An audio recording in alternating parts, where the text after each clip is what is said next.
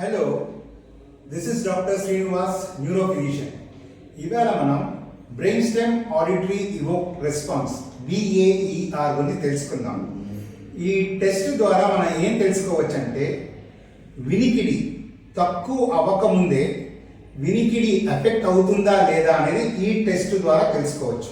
అంటే పేషెంట్ నాకు సరిగా వినిపించట్లేదు అని తొందరలో చెప్పే లోపల మనం అలా చెప్పడానికి అవకాశం ఉందా లేదా అని ఈ టెస్ట్ ద్వారా తెలుసుకోవచ్చు.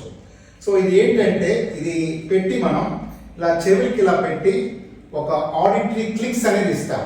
తద్వారా ఈయన వినగలుగుతున్నారా లేదా, ఎంతవరకు వినగలుగుతున్నారని చూస్తాం.